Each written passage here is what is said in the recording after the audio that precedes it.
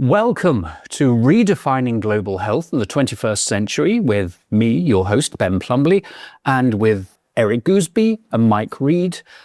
Now, if you watched or listened to the last episode, you'll know that we kicked this off with the question, what if the greatest threat to global health is not a new virus, but is us? Our funding fatigue, our outdated playbook, our addiction to replication over adaptation. Over the course of the last 20 years, millions of lives have been saved. But are we sleepwalking inexorably into decline, into the enshittocene? Well, Eric and Mike don't think so.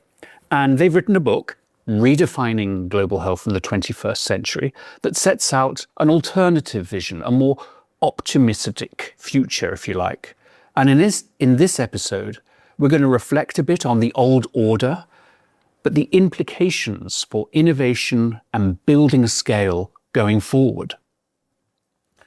Welcome back, gentlemen.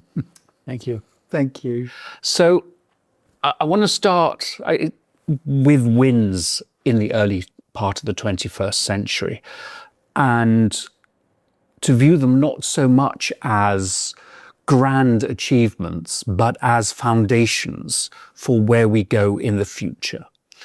We talked in the last episode of recognizing that for the future, we could not just replicate the past. But if you look at the achievements, PEPFAR, Gavi, the Global Fund, what have you, which are the foundation stones that you feel we will be able to build from? And I don't know, Eric, if you want to answer that first. Well, I think that it was really quite an evolution that resulted in the discourse that resulted in the global health, HIV, TB, and malaria. That discussion was, I think, in its inception, appropriately coming from the perspective of the country, unmet needs, population, and the need for the countries to, quote, take ownership of funding and how their programs are prioritized and the budgets that their legislatures, were over. That required an understanding and a lobbying effort that most countries were not ready to put forward. But I would say that the Global Fund concentrated a lot of that effort, took a lot of European capital focus on a drumbeat that resulted in its passage. And when you read the early materials for the Global Fund, it was totally saying the right things. It's amazing. You're going, my goodness, they really did understand and had the language snipped and cut.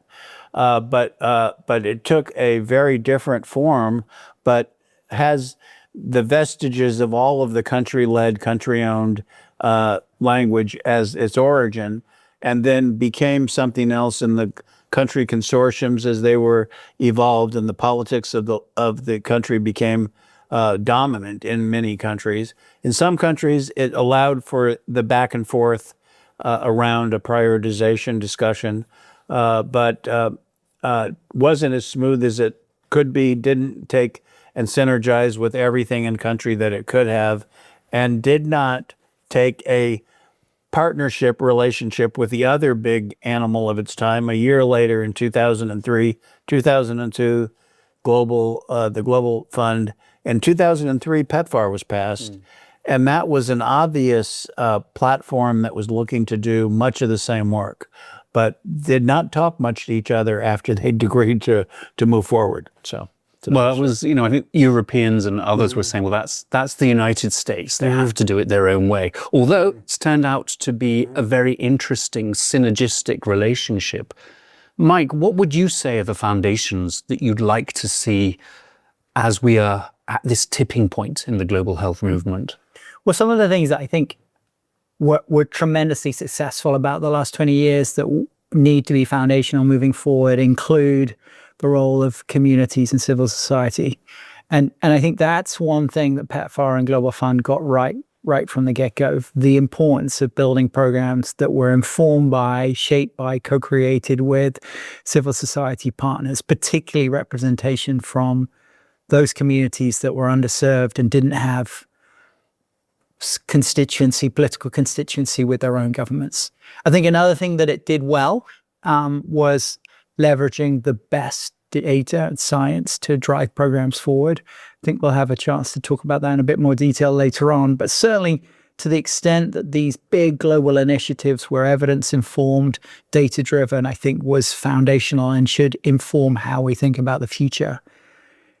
I think another area of success, definitely opportunity for growth, was how these big enterprises took new innovation and took them to scale in such a way that shaped markets, made those tools affordable and sustainable for low and middle income countries. And again, doing that at scale for other diseases and into the future, I think will be critical. I think maybe this is where this line of questions is going, is, whilst those are foundational principles that we might want to learn from, I think there are some others that maybe we don't want to, continue. Exactly. And that's precisely what I want to get onto next. In chapter number 1, which is, looking at the inflection point of where we are now, you provide a case study of what happened in Malawi. It's a really disappointing example of how best intentions go awry. Could you talk a bit more about it and why you wanted to include it? Yeah, well, in some ways, particularly the HIV program in Malawi is a great model for how donor financing can be really transformative to a health system. Malawi is a low-income country with very minimal resources, but has had a tremendously successful response to the HIV epidemic since funding from PEPFAR and Global Fund was used to improve and drive clinical programs.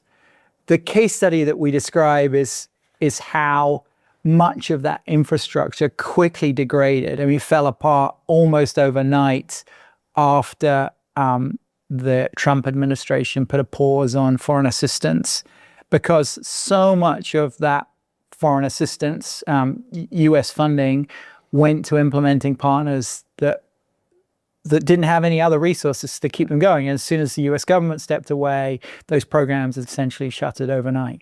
Now, many elements of those programs were brought back online, and the Malawi Ministry of Health was able to sustain a small amount of programming independently.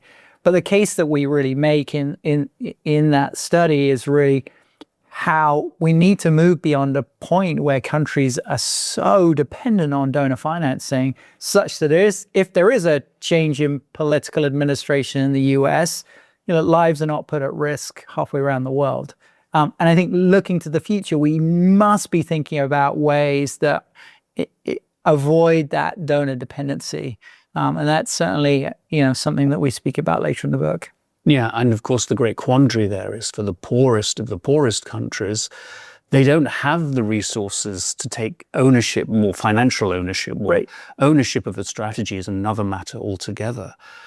So there's Malawi, and Eric, I was struck when everything happened in 2025, when we had this sudden pause and reset for PEPFAR, just how prevalent, if you like, PEPFAR was, how so many countries relied on really critical elements of support from PEPFAR, whether it was data monitoring, whether it was service provision by NGOs, costs attached to funding those NGOs, which were higher than some of the salaries that the countries themselves were going to offer. But there was a whole infrastructure that was built up. A lot of it, I think, behind the scenes, and so many of us were so surprised how quickly things fell apart in many countries. Malawi is the perfect storm. Were you surprised by that? I was a little surprised at how quickly it fell apart. I think people, so the PEPFAR model was based on developing a continuum of care and services for the populations impacted that really mapped out where testing should be, how they're referred into care, how the lab matched with that. And created healthcare workers that were not part of the civil service system of the country, did this in many countries, but we created a healthcare worker layer that really didn't have a civil service funding line. So that is bad planning. And I think we have learned in subsequent countries that we can plan better than that and use the budgets that are currently run by the ministries of health with positions that they don't have to define and approve to get them funded, but to make them, interchangeable. Those types of simple fixes, you think we would have over a 25-year period have worked out, but I think criticism in the PEPFAR model and the Global Fund is that we did not move to resiliency and sustainability on day one. We, as an afterthought, started to think about what are the elements that will continue this program as the core funder of the United States receded. And we should have done that on day one. We should have had pre-agreements that came in with the agreement that you, country X, will do this, we will do that. And to have those commitments concretified, on the front end, not as an afterthought. That's harder to do than you think. And the truth of it is, in countries that don't have those resources, they don't have the solutions immediately in front of them ready to launch to respond to an unmet need that they've been aware of for many, many years, but have not responded to. And they don't deal with the fact that their country has not prioritized this as something they want to fund. That discussion has to happen in all the countries before this gets fixed. So a big backup in the country's commitment to responding to this disease and what continuum of care and services are they willing to financially support moving into the future. Can I just add something to Eric's point? Of course. So first of all, like with any book, we wrote those pieces at a particular point in time where the reports of the impact were being described in Malawi. I think that there is some grounds for optimism that after programs were restarted, services resumed, and there's some resilience there. So I just wanted to sort of add that to the conversation. The other thing I would say, and Eric sort of made reference to it, but unfortunately, a lot of donor infrastructure has become self-serving over the last 20 years. And it was not always entirely in the interests of the implementing agencies within the US government when there were PEPFAR programs, or the implementing partners, whether they were recipients from US government funds or otherwise, of relinquishing the programs that they were receiving funding from to the partner governments. And I think that's part of why we ended up in this position of precarity at the start of the second Trump administration, because the whole global health ecosystem had been established in a way that was serving of our own needs rather than handing programs over. So Eric is right, and I think we come back to it in chapter 3. Moving forward, donor funding has to be predicated on a vision for transition right from day one, which unfortunately didn't happen for the last 10 years of PEPFAR. Eric was incredibly visionary during his tenure at PEPFAR and set up this process, the Partnerships Agreement, which was a vision for how we would hand programs over. After he stepped away, PEPFAR actually moved away from the Partnerships Agreement, invested more in programming, and there were some good reasons for that. The epidemic needed more investment. But at the same time, by stepping away from those partnership agreements, the opportunity for countries to really own and run their programs was also undermined. Is that fair? That's fair. Yeah. I would also say that the ability, when I took over PEPFAR after it had been running for, 4 years, with the original with Mark Dybel as the PEPFAR director, Malawi's Global Fund portfolio created a Global Fund pharmacy in the same clinic that we had all of our services. So there was a Global Fund pharmacy and a PEPFAR pharmacy. I remember. And they kept them separate, and patients were getting Global Fund, drugs, resources, and PEPFAR. No attempt that one pharmacy was thought of or made, and it was because attribution was hugely the main motivator in those early entries, and stayed the main motivator both for the agencies involved in the United States, CDC, USAID, HRSA, all became in need of telling their bosses, their directors, agency heads, that they were responsible for this, so that they got credit for it. That also was reflected in the NGOs that were partnering with the agencies to be the implementer, so-called implementing partners. So it got really fragmented with a convergence of conflicting motivations for why that person is there, standing up their program, and the alignment with what was the unmet need in what population, and where was that population, and how good are we at getting to an undetectable viral load in that community or equivalent was not the priority. So that had to be shook and changed, but we're talking about a much more robust kind of revealing of that continuum of care and its budget.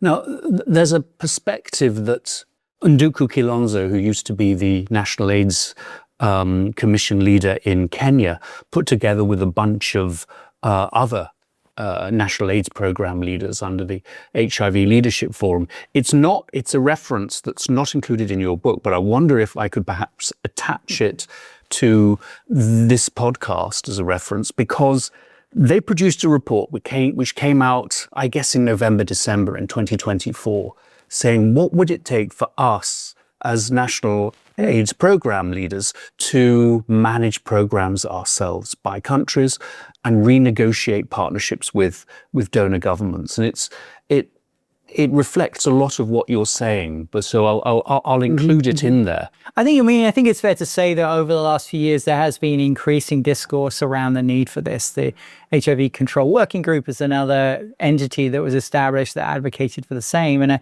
I think beyond HIV programs, many similar streams of discourse were emerging in other donor-funded programs. How could we move towards country ownership has been an increasingly important political question, and that certainly preceded the Trump administration. Also, I think reflects why PEPFAR was only reauthorized for a single year in 2023. The reality in the US government was there was increasing diffidence to funding a program that just seemed to be an entitlement for people in sub-Saharan Africa without any plan for transition or handover. And so that all informs how we ended up in the moment that we're in right now. Yeah.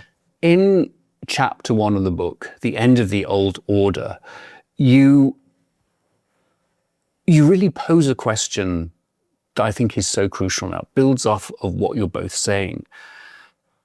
But in the 25 years of this golden era of the HIV response, was donor dependency just an inevitability of the ambition that we had for global solidarity? Or was it a design choice? A lot of the European donors, for example, were criticized for being very, very specific on where they wanted to see their funding going. With the help of the US, that changed, that evolved.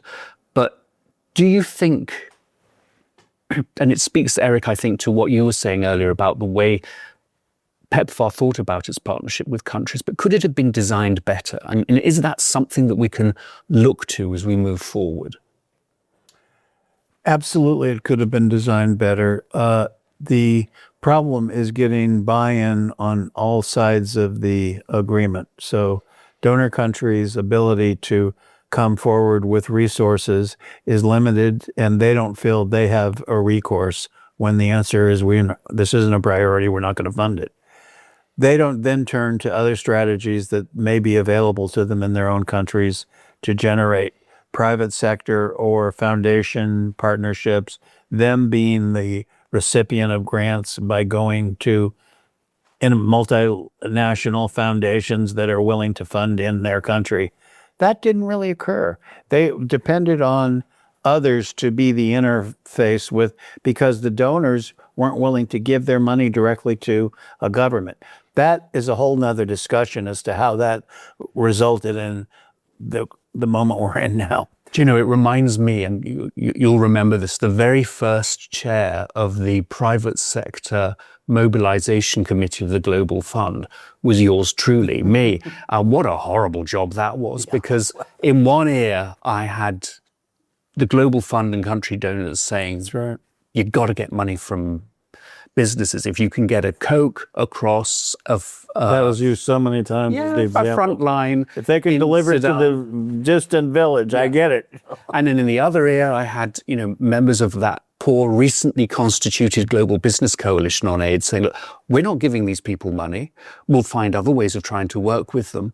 I think very ambitiously, you and Chevron, the oil company in Angola, are mobilizing their very own health services to be part of the national program. But it really struck me, it continues to strike me with the Global Fund, that we have this idea, this vision of a grand multi-sectoral coalition, but we haven't really been able to bring some of the players that we need into the equation. The same could be said, frankly, for the faith-based communities, although I think we've done more in that regard. Well, the faith-based communities afforded something that we didn't have in the government or in other NGOs that were in the country. And that was a willingness to be outside of the capital city in very rural settings and have measurably effective delivery systems that they stood up. That, they put real labs in place, real formularies in the pharmacy. Procurement, distribution of reagents and drugs was done in an excellent way, in an auditable way. And without that kind of rigor, you didn't have it. So it's interesting to think about what that would have looked like.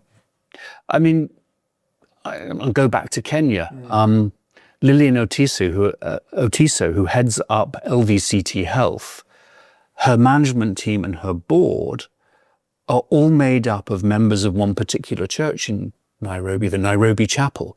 And it is intriguing to see the capacity that they have, both for education of young folk, but service delivery, testing, contributing to surveillance. It's a huge, I think, resource that we can find ways of working with, and I hope that the emphasis now on mobilizing the private sector and faith-based communities can be brought in a helpful way and not an unhelpful way. But in your analysis of what needs to happen, you both refer to the emergence of new players. And Mike, I wonder if I could start with you and just sort of get a sense from you on who you think they are. Are they large donors that already exist, like Canada and Germany, Japan to some degree? Are they Gulf states? Are they sovereign wealth funds from other places? Where do you see us building up on our foundations and really engaging these new players? I think it depends what the solution is that we're trying to solve for.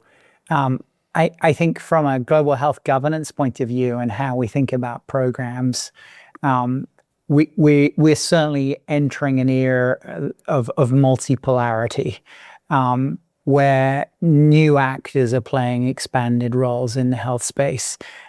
We outline in the book how there is an increasing role for we refer to as the middle powers. Mark Carney also referred to that in his recent Davos talk.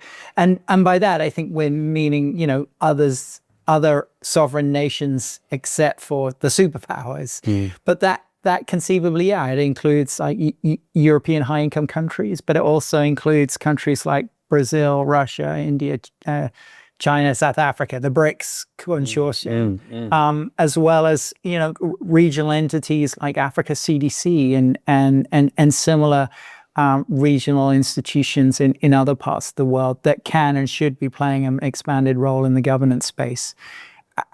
As it relates to financing, I think our expectation is that moving forward, countries, sovereign nations need to invest more in their health, period. There is certainly a role for more investment opportunities from the private sector, and we articulate what some of those financial institutions that might invest in global health could be, including with speculation about sovereign wealth funds, amongst others, and private sector organizations more generally. But nonetheless, and a key message is that there is still going to be a need for high-income countries to invest in the poorest nations in the world, period. We have to do that differently. We have to do that in a way that doesn't lead to a repeat of what we saw in Malawi. But the notion that Malawi will be donor independent in the next 10 years, I think, is completely naive. It's a very poor country, for better or for worse. And even if the Malawian diaspora invested heavily, even if other African nations invested, I think it would still be insufficient. And so there will continue to be a role for high-income countries to invest in donor programs. The challenge there is, how can those investments both be in the political interests of high-income countries, as well as serve the needs of partner governments? Again, something that we talk about in the book.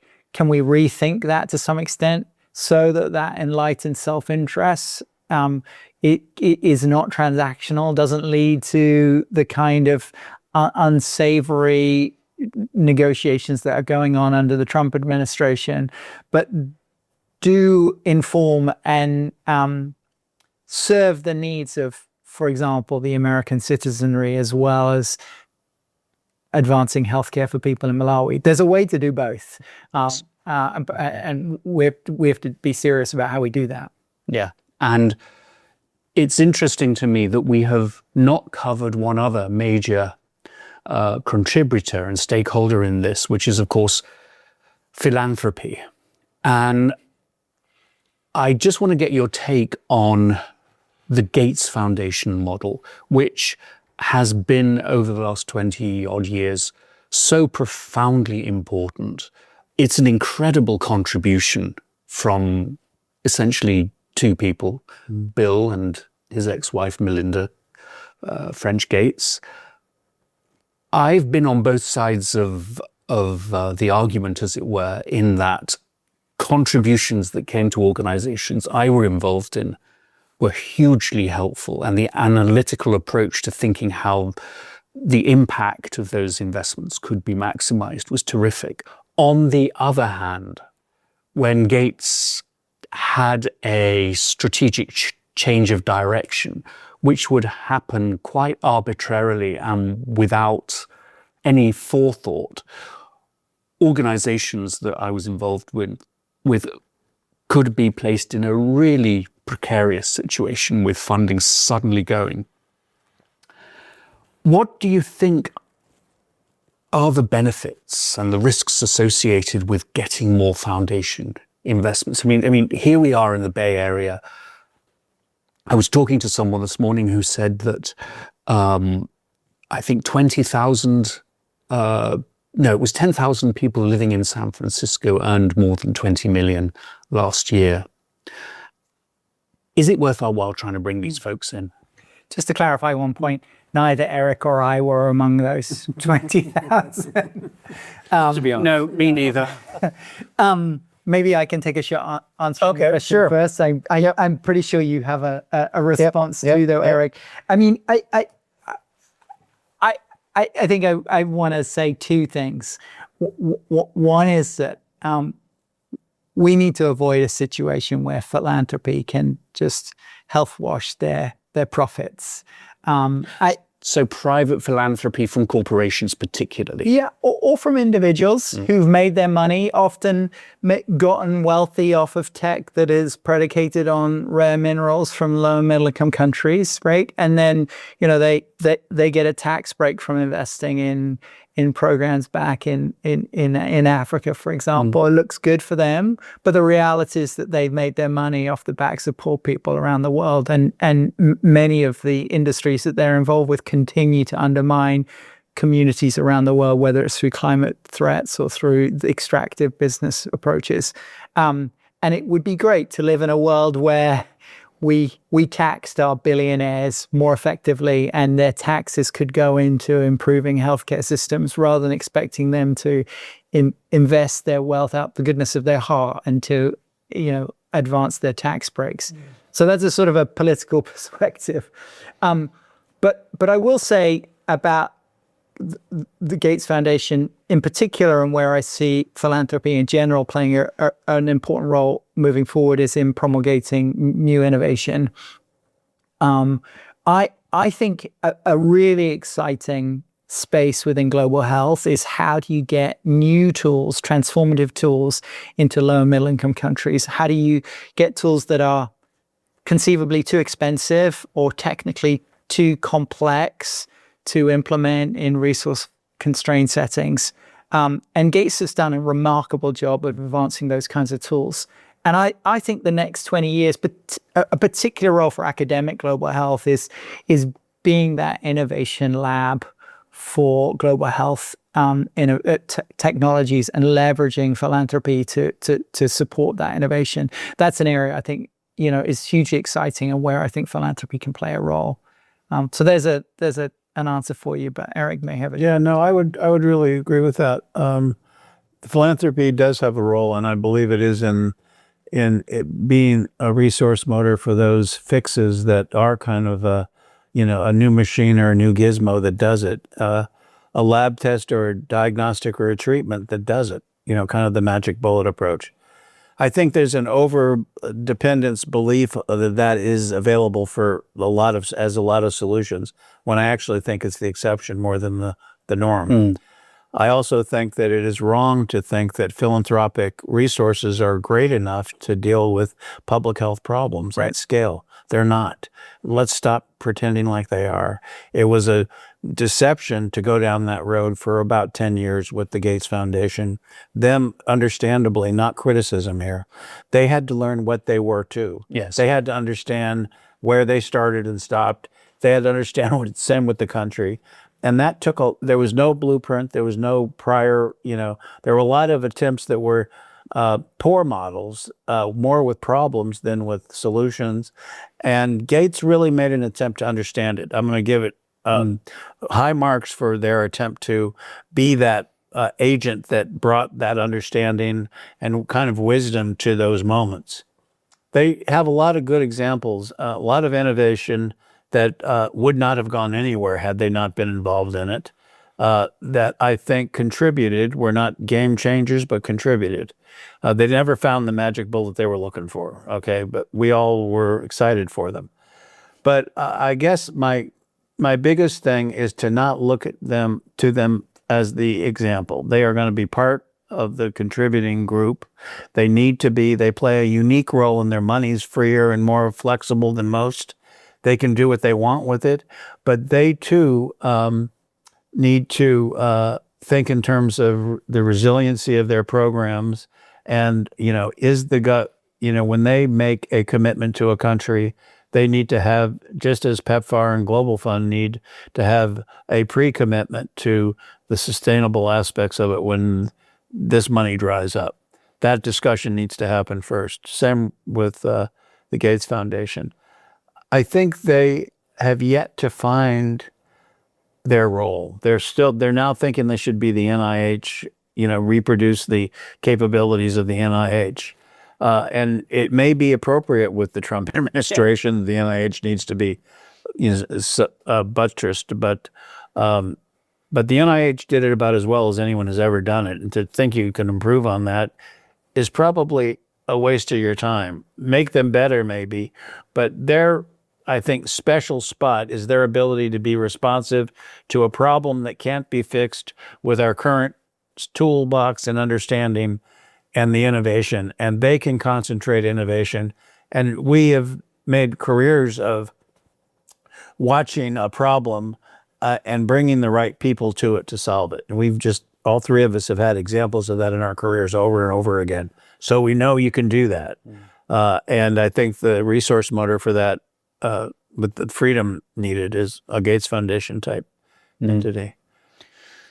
As we bring more players in, we pay attention to these middle powers. Sort of feels a bit Hobbit and Lord of the Rings like, doesn't it? There is a risk, of course, that this new landscape is precisely at risk of regulatory divergence, of differing health priorities, of even the principle that the erosion of the principle that health should be, and is in so many countries, a public health good. How, going forward, do we learn from those errors of silos, of parallel approaches? So I think, you know, one of the key lessons is that power or agency needs to be located at the country level. Countries need to make decisions about how investments are made, whether it be donor partners or philanthropy. Countries need to set their agenda for how they want partners to invest in their programming, rather than the historical model, which is in some respects has been sort of a command and control approach from Washington, D.C. or Geneva, where they have outlined what the priorities are and how funds are going to be allocated. And I think giving countries agency over their own priorities can help prevent some of that fragmentation if alignment is at the country level. Look, I think having many actors in this space certainly has a risk of fragmentation and multipolarity.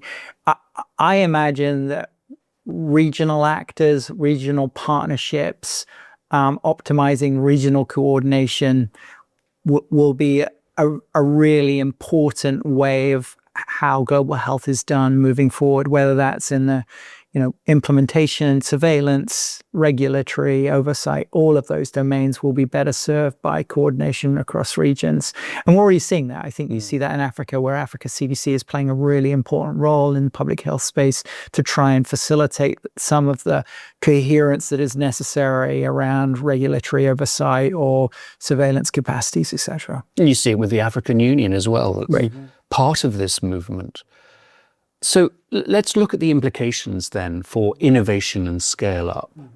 One of your core arguments is that the old paradigm is broken. As I looked at this chapter, there were two things that really stood out to me as we stand on the tipping point of slipping into the enshittocene. And, what was innovation in supposedly the golden era of global health? Well, it was really a technical fix designed for the global north, which we then thought, okay, we need to replicate it everywhere. Some smart people like you, Eric, were thinking, no, not replicate, but adapt. And that could have worked. Indeed, in many circumstances, it did work with immunizations. Some of the antiretroviral treatment rolls out. But in today's world, given what we've just said, that innovation is not fit for purpose anymore, is it? It's not. And really, I would argue it really shouldn't have been thought to have been enough from the very beginning. You put in place a response to one disease, but they die from hypertension, diabetes, and coronary artery disease, but not from HIV. And that reality is with every patient you have with your HIV portfolio. Every HIV patient has other diseases that are going to kill them. If they get antiretrovirals, their other diseases are more likely to kill them than their HIV will. And we've seen that in developed settings everywhere. So I think it has made me really think that a multilateral solution, a philanthropic solution, all needed, have a role, have a place. But I feel that the real motor of resource that we haven't tapped, that we need to, is the private sector. The energy that puts a private sector model in place to develop their continuum of care, I'm thinking is more likely to be there when all the other funding lines dry up, just by the way it's set up. And if we all work to set that continuum of care up so it was robust, well articulated, and multi-funded wherever available, so not just one funding line, as many as we could, wherever we could get them, to look at that as our resilience formula and try to put that in place is probably a more responsible position to take, even though I never thought a private sector thing would ever come out of my mouth.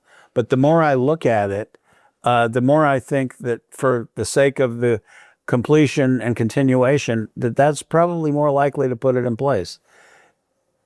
And it's not going to come from a government having a robust Ministry of Health or a medical school expanding to cover the entire country. They don't have that mandate. They're not going to be paid to do it. But, neither are countries now.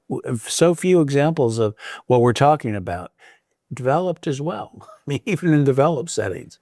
So, and I'll give you a really good example of private sector innovation coming from Africa with global ramifications. Media and entertainment. And, my involvement with Sugar Global, which used to be called the MTV Staying Alive Foundation. It has begun a program driven by African leaders in the entertainment industry to use digital and social media frameworks and formats to get information out. It's an incredibly productive and exciting phase, and you really see content creators right across the continent. You think of Nigeria and Kenya and South Africa as the main hubs. I never thought of them that way. Is it true? It's happening. Yeah. Just two reflections on the role of private sector. I think we speak to this a little bit in the book.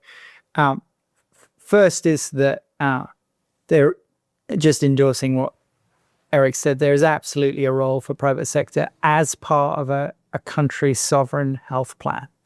So if that's what countries want, then they should, be empowered and supported to do that. Not every country wants to lean into providing health services through the private sector for ideological, political reasons. And having a high-income country force a private sector agenda onto a lower middle income country is going to be counterproductive. Just worth saying right from the get-go. The second thing, though, I'd say is that a big concern about private sector playing a bigger role in health systems in low middle income countries is that oftentimes their interests are at odds with serving the needs of the most vulnerable populations, the populations where the profit margins are smallest. Yeah.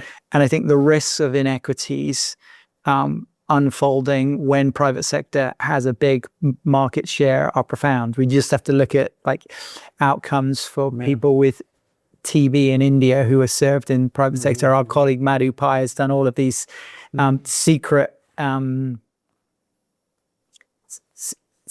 patient studies where they pretend to be a patient going into these private clinics and get really terrible levels of quality of service.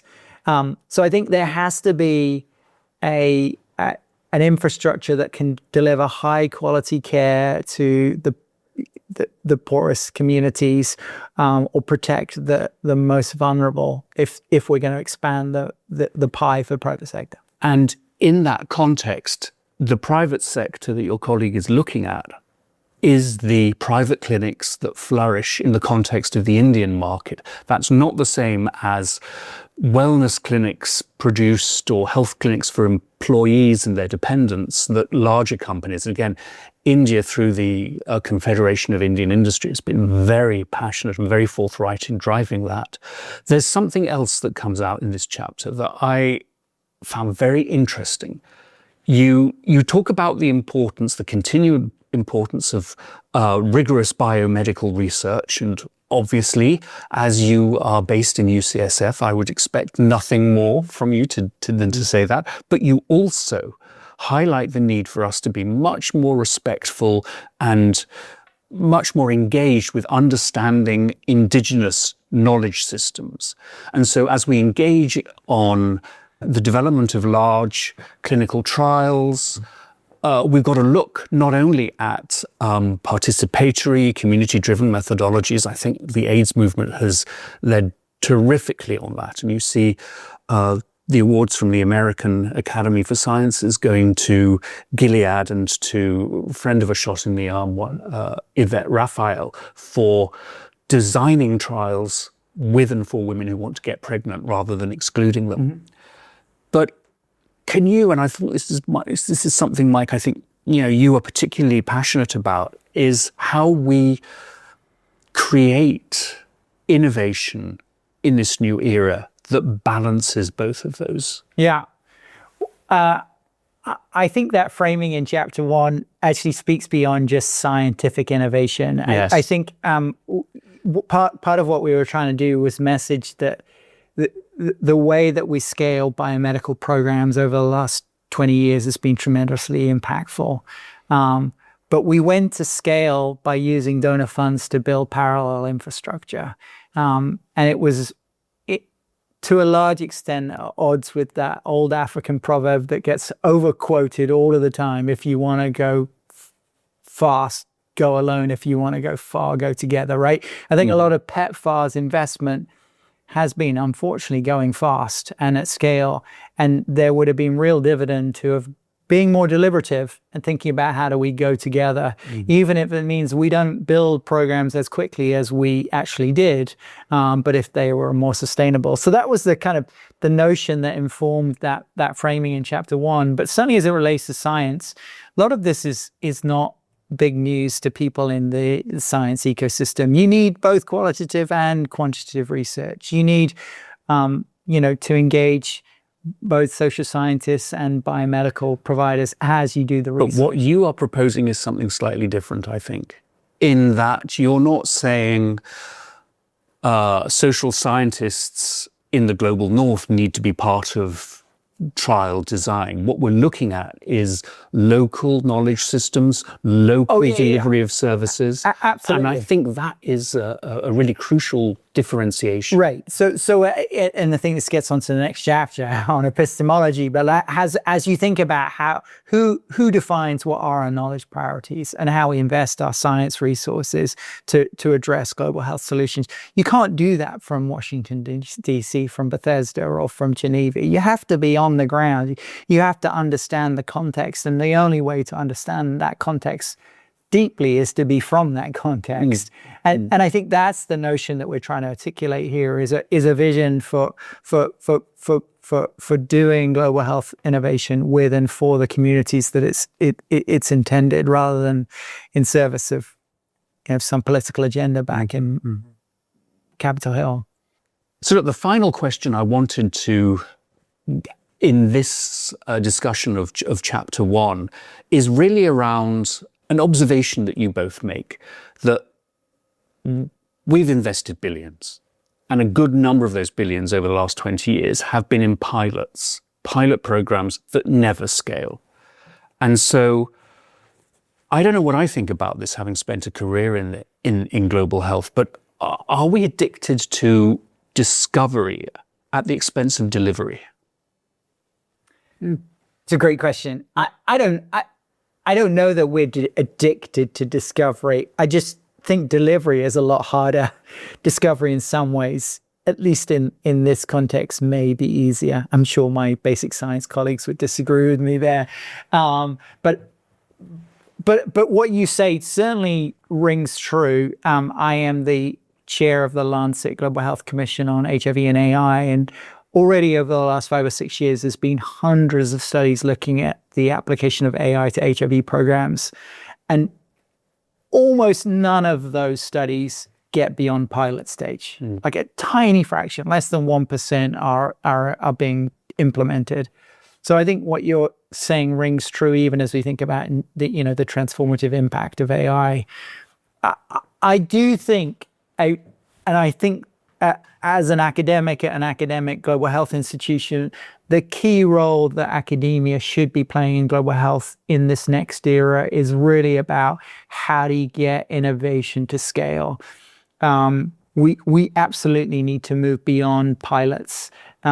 That involves thinking not just about the implementation science of that, but also the broader ecosystem. How do you successfully support entrepreneurs in LMICs to get their programs funded? How can you ensure that they get the right regulatory or legal advice to ensure that their innovation is able to go to scale? That involves more than just studying the implementation science of their programs. Something I'm super excited about at UCSF is trying to set up this 1 billion lives lab. And the idea is that we want to raise enough money to support innovators who are thinking about applying AI in global health settings along that entrepreneur life cycle from pilot through to, series A, B, C, at procuring the necessary funds that they're able to capitalize their investments and see impact. And that is more than just an academic enterprise. That involves philanthropy, involves private sector, involves all sorts of disciplines. And a real focus on practical implementation. Absolutely. Yeah. I would just also say that you're right to say that there's an inherent tension in, doing something for the sake of understanding it versus identifying barriers to implementing the service. And we often forget that the lack of the service moving to scale is a big problem in delivering the service. Good point. Absolutely. And in that sense, I really want to agree with you that there is this problem with that. But Mike and I come from the reality of seeing the benefit at scale of much of the scientific research that went into answering or defining the question further, either defining it or answering it. And the tragedy is that doesn't happen, and then it doesn't move to go from pilot to scale.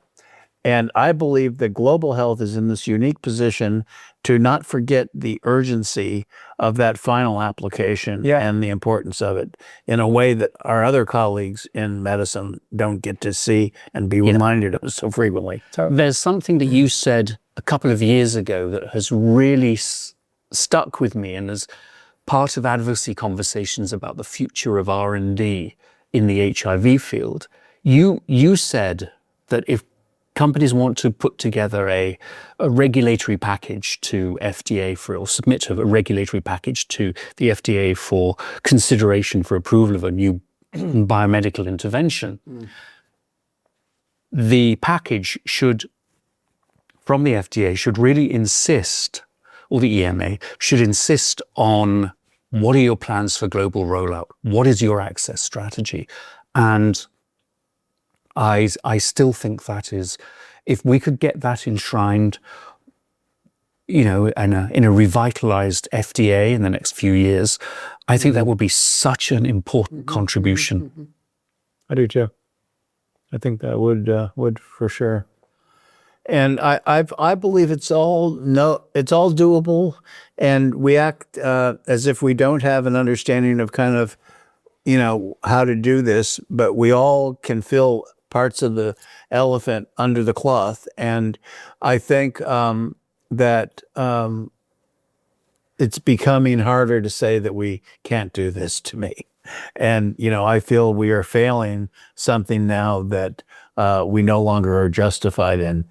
People gave you the nod, they understand it. Now we need to be outraged at the fact that we can't move to scale. And we need to take that advocacy role for our patients on an individual level with access to antiretrovirals or chemotherapy or whatever it is. It's the same fight. Yeah. And I think the providers have receded from playing their role in that. And we've delivered. We've shown it can work. We're no longer poor old Andrew Natsios, saying, how do we expect to get antiretrovirals to Africa if Africans can't tell time? Well, he didn't actually say that, but Pretty close, though. Certainly is what he was accused of.